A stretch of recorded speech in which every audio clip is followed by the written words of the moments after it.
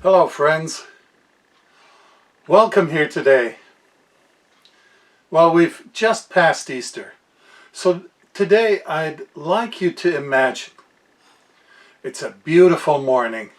It's just after sunrise and you go out to take a walk with a friend. And you meet another person along the way. But because you're also troubled with your own pandemic isolation and lockdown issues, you talk and you walk and you really have no idea who joined you, who's walking along with you. Well, something like that's happened to me, and that's something like what happened in this story. Now, very early, on the first day of the week, very early in the morning, the big news story was going around, and there's this commotion about Jesus having been resurrected. That same day, two of Jesus' followers were walking to the village of Emmaus, 7 miles from Jerusalem. As they walked along, they were talking about everything that had happened. As they talked and discussed these things, Jesus himself suddenly came and began walking with them. But God, restrained, kept them from recognizing him. He asked them, "What are you discussing so intently as you walk along?" They stopped short, sadness written across their faces. Then one of them, Cleophas, replied, "You must be the only person in Jerusalem who hasn't heard about all the things that have happened there these last few days." "What things?" Jesus asked. "The things that happened to Jesus, the man from Nazareth," they said. "He was a prophet who did powerful miracles, and he was a mighty teacher in the eyes of God and of all the people. But our leading priests and other religious leaders handed him over to be condemned to death, and they crucified him. We had hoped he was the Messiah who had come to rescue Israel. This all happened 3 days ago." Then some women from our group of his followers were at his tomb early this morning, and they came back with an amazing report. They said his body was missing, and they had seen angels who told them Jesus was alive. Some of our men ran out to see, and sure enough, his body was gone, just as the women had said. Then Jesus said to them, "You foolish people, you find it so hard to believe all that the prophets wrote in the scriptures? Wasn't it clearly predicted that the Messiah would have to suffer all these things before entering his glory?" Then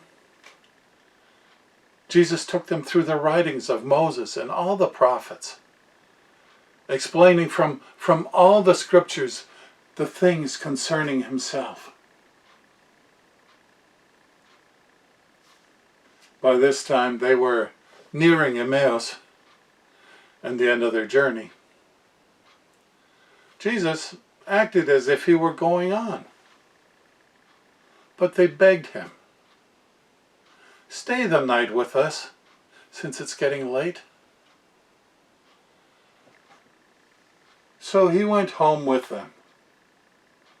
As they sat down to eat, he took the bread and he blessed it. Then he broke it and gave it to them.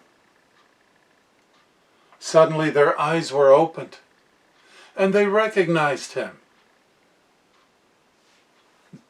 And that moment, he disappeared. They said to each other, "Didn't our hearts burn within us as he talked with us on the road and explained the scriptures to us?" And within the hour, they were on their way back to Jerusalem. There, they found the 11 disciples and the others who had gathered with them, who said, "The Lord has really risen. He appeared to Peter." Then the two from Emmaus told their story.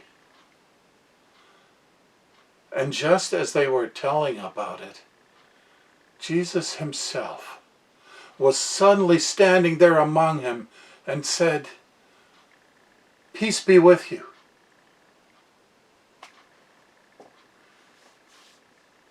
The two men didn't understand that the Messiah would conquer a much bigger enemy, death itself. Their eyes were restrained and they did not recognize him. Why? That's the question that still remains. Here's one explanation.